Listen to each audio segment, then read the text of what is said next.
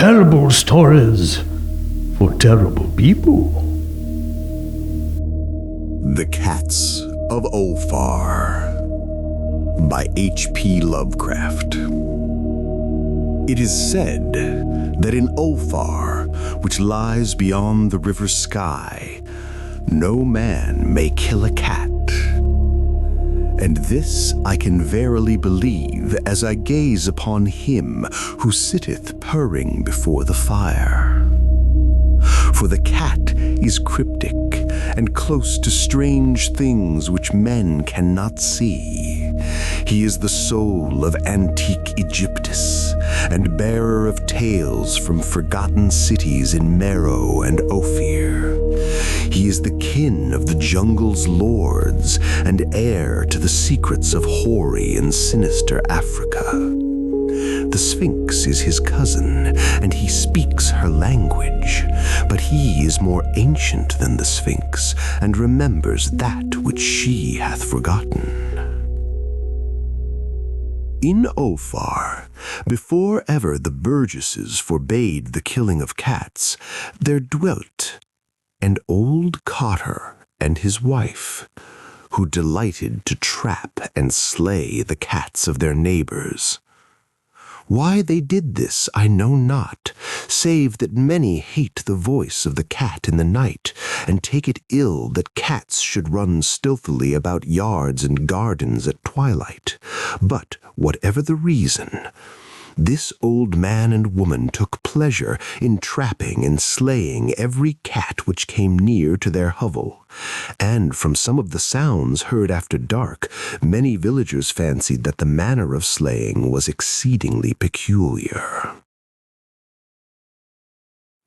But the villagers did not discuss such things with the old man and his wife because of the habitual expression on the withered faces of the two, and because their cottage was so small and so darkly hidden under spreading oaks at the back of a neglected yard. In truth, much as the owners of cats hated these odd folk, they feared them more, and instead of berating them as brutal assassins, merely took care that no cherished pet or mouser should stray toward the remote hovel under the dark trees.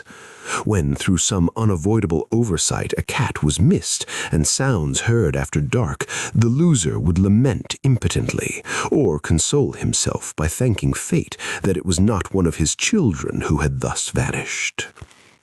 For the people of Ulthar were simple, and knew not whence it is that all cats first came. One day, a caravan of strange wanderers from the south entered the narrow cobbled streets of Ulthar. Dark wanderers they were, and unlike the other roving folk who pass through the village twice every year. In the marketplace they told fortunes for silver and bought colorful beads from the merchants. What was the land of these wanderers none could tell, but it was seen that they were given to strange prayers, and that they had painted on the sides of their wagons strange figures with human bodies and the heads of cats, hawks, rams, and lions. And the leader of the caravan wore a headdress with 2 horns and a curious disc betwixt the horns. There was in this singular caravan a little boy with no father or mother, but only a tiny black kitten to cherish. The plague had not been kind to him, yet had left him this small furry thing to mitigate his sorrow. And when one is very young, one can find great relief in the lively antics of a black kitten. So the boy, whom the dark people called Meanies, smiled more often than he wept as he sat playing with his graceful kitten on the steps of an oddly painted wagon. On the 3rd morning of the wanderer's stay in Ulthar, Meanies could not find his kitten. And as he sobbed aloud in the marketplace, certain villagers told him of the old man and his wife, and of sounds heard in the night. And when he heard these things, his sobbing gave place to meditation and finally to prayer. He stretched out his arms to the sun and prayed in a tongue no villager could understand. Though indeed, the villagers did not try very hard to understand, since their attention was mostly taken up by the sky and the odd shapes the clouds were assuming.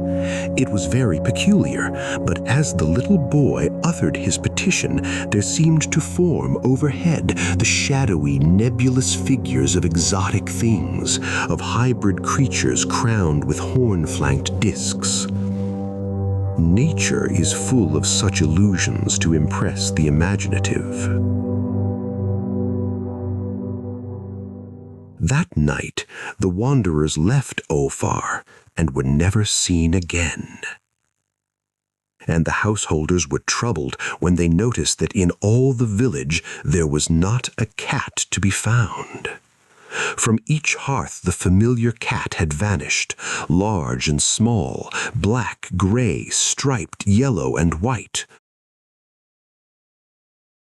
Old Crannon, the burgmaster, swore that the dark folk had taken the cats away in revenge for the killing of Meanie's kitten and cursed the caravan and the little boy.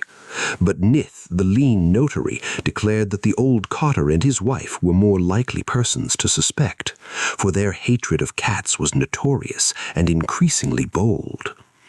Still, no one durst complain to the sinister couple. Even when little Atal, the innkeeper's son, vowed that he had, at twilight, seen all the cats of Ulthar in that accursed yard under the trees, pacing very slowly and solemnly in a circle around the cottage, two abreast, as if in performance of some unheard-of rite of beasts. The villagers did not know much to believe from so small a boy, and though they feared that the evil pair had charmed the cats to their death, they preferred not to chide the old cotter until they met him outside his dark and repellent yard. So Ulthar went to sleep in vain anger. And when the people awaked at dawn, behold, every cat was back at his accustomed hearth, large and small, black, gray, striped, yellow, and white. None was missing. Very sleek and fat did the cats appear, and sonorous with purring content. The citizens talked with one another of the affair, and marveled not a little. Old Crannon, the burgmaster, insisted that it was the dark folk who had taken them, since cats did not return alive from the cottage of the ancient man and his wife. But all agreed on one thing, that the refusal of all the cats to eat their portions of meat or drink their saucers of milk was exceedingly curious. And for 2 whole days the sleek, lazy cats of Ulthar would touch no food, but only doze by the fire or in the sun. It was fully a week before the villagers noticed that no lights were appearing at dusk in the cottage under the trees. Then the lean Nith remarked that no one had seen the old man or his wife since the night the cats were away. In another week, the burgmaster decided to overcome his fears and call at the strangely silent dwelling as a matter of duty. Though in doing so, he was careful to take with him Shang the blacksmith and Thule the cutter of stone as witnesses.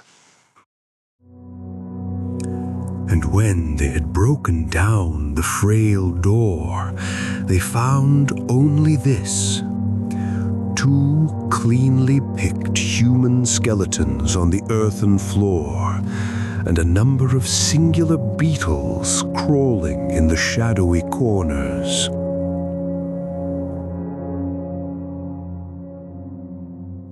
There was subsequently much talk amongst the burgesses of Ulthar. Zath, the coroner, disputed at length with Nith, the lean notary, and Crannon and Shang and Thule were overwhelmed with questions. Even little Atal, the innkeeper's son, was closely questioned and given a sweetmeat as reward. They talked of the old cotter and his wife, of the caravan of dark wanderers, of small Menace and his black kitten, of the prayer of Menace and of the sky during that prayer, of the doings of the cats on the night the caravan left, and of what was later found in the cottage under the dark trees in the repellent yard. And in the end, the Burgesses passed that remarkable law which is told of by traders in Haetheg and discussed by travelers in Nir, namely, that in Ulthar no man may kill a cat. The end.